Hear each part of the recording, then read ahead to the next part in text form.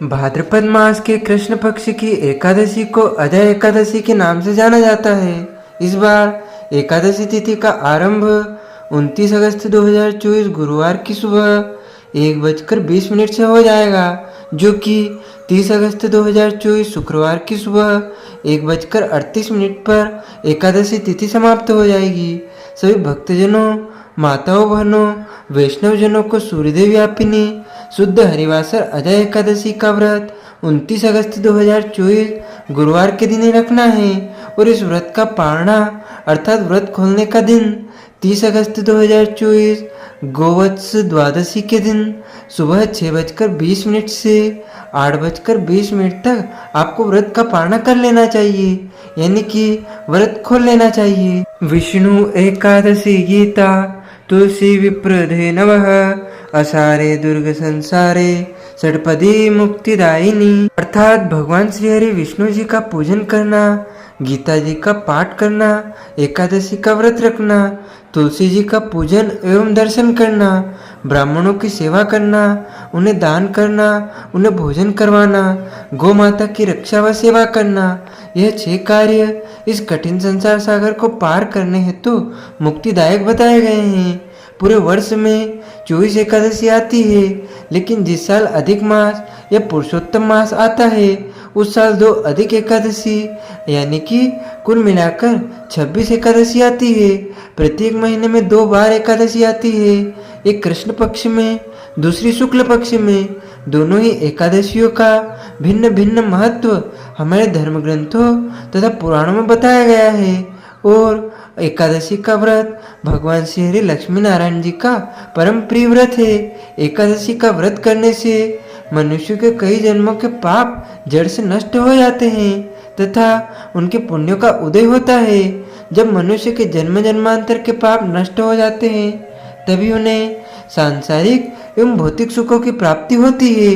जो भक्त एकादशी का व्रत करते हैं उनको 10वीं से लेकर द्वादशी तक कुछ महत्वपूर्ण नियमों का पालन अनिवार्य रूप से करना चाहिए। 10वीं के दिन एक समय शुद्ध एवं सात्विक भोजन करें। इस दिन चावल, लहसुन, प्याज, मांस, मदिरा, मसूर की दाल, कटहल की सब्जी का उपयोग नहीं करना चाहिए। 10वीं के दिन पराया अन्न अर्थात दूसरे के घर का भोजन बिल्कुल नहीं करना चाहिए। शहद नहीं खाना चाहिए। ब्रह्मचर्य व्रत का पालन करना चाहिए। एकादशी के दिन सुबह जल्दी उठकर स्नान करके पूजा अर्चना कर एकादशी व्रत का संकल्प धारण करें और पद्म पुराण में बताया गया है, एकादश्याम निराहार स्थित्वाहम परेहनि भोक्ष्यामि पुंडरीकाक्ष शरणम में भव अच्युत।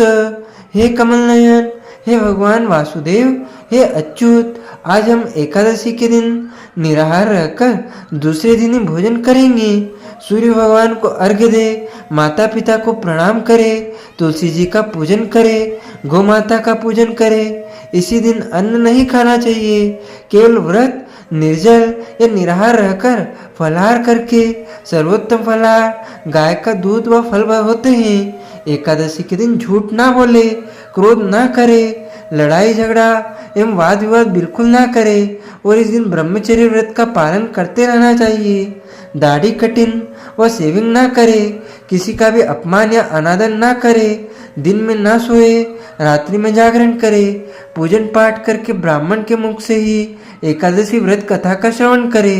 कथा सुनने के बाद यथाशक्ति उन्हें दक्षिणा भी प्रदान करे एवं शुभ मुहूर्त में एकादशी के अगले दिन ही व्रत का पारणा करे।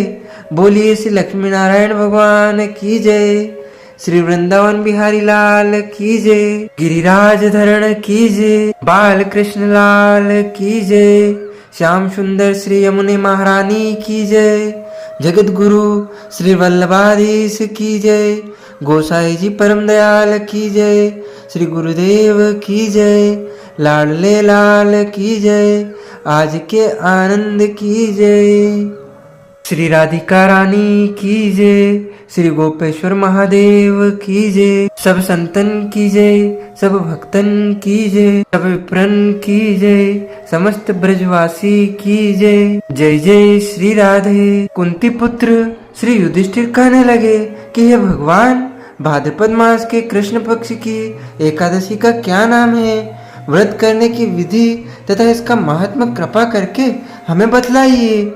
मधुसूदन कहने लगे कि इस एकादशी का नाम अजा एकादशी है।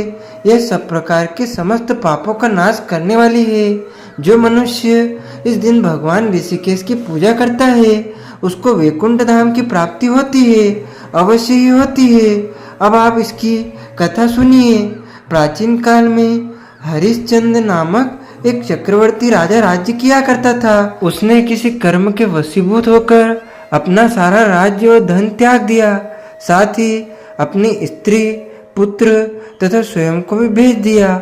और वह राजा चांडाल का दास बनकर सत्य को धारण करता हुआ मृतकों को वस्त्र ग्रहण करता रहा और मगर किसी प्रकार से सत्य से विचलित नहीं हुआ।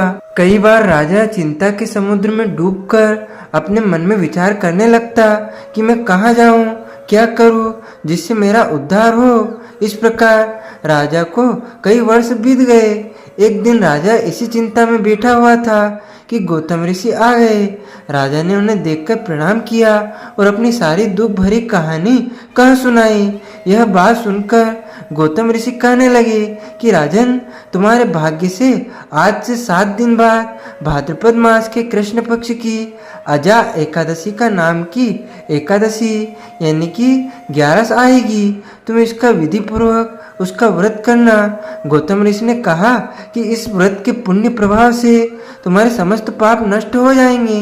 इस प्रकार राजा से कहकर गौतम ऋषि उसी समय अंतर्ध्यान हो गए। राजा ने उनके कथा अनुसार एकादशी आने पर विधि पूर्वक व्रत व जागरण किया। उस व्रत के प्रभाव से राजा के समस्त पाप नष्ट हो गए और नष्ट हो गए। स्वर्ग में बाजे बजने लगे और पुष्पों की वर्षा होने लगी। उसके अपने मृतक पुत्र को जीवित और अपनी स्त्री को वस्त्र तथा आभूषणों से युक्त देख व्रत के प्रभाव से राजा को पुनः राज्य मिला। अंत में वह अपने परिवार सहित स्वर्ग लोक को गया। हे राजन, यह सब अजा एकादशी के प्रभाव से ही हुआ है।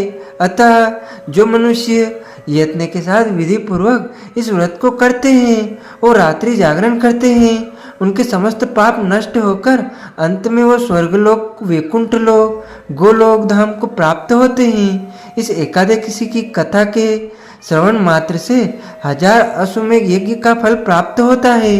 बोलिए श्री लक्ष्मी नारायण भगवान की जय, श्री गिरिराज धरण की जय, श्री वृंदावन बिहारी लाल की जय, श्री बांके बिहारी लाल की जय, श्री श्याम सुंदर यमुने महारानी की जय, वल्लभाधीश की जय, गोसाई जी परम दयाल की जय, श्री गुरुदेव की जय, लाडले लाल की जय, आज के आनंद की जय।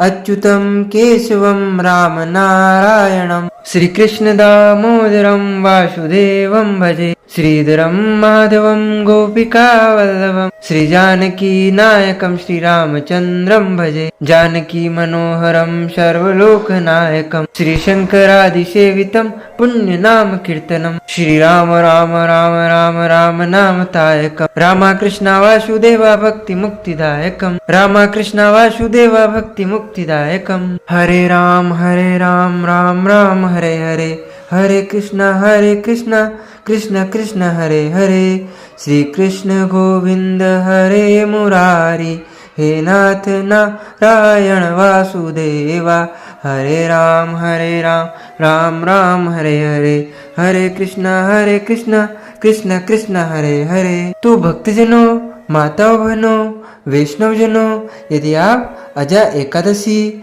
जया एकादशी के निमित्त ब्राह्मण को फलाहार करवाना चाहते हैं, अन्नदान, वस्त्रदान, गोदान, तिलदान अथवा पारणा के निमित्त कोई भी दान दक्षिणा अपनी यथाशक्ति के अनुसार दान करना चाहते हैं, तो आप हमारे फोन पे QR कोड के माध्यम से नगद राशि पहुंचा करके एकादशी का संपूर्ण पुण्य लाभ प्राप्त कर सकते हैं। इस वीडियो को आप अधिक से अधिक लोगों को शेयर कीजिएगा, लाइक कीजिएगा तथा कमेंट में प्रभु का नाम अवश्य लीजिएगा। आप सभी को सादर जय श्री कृष्ण, सादर धन्यवाद।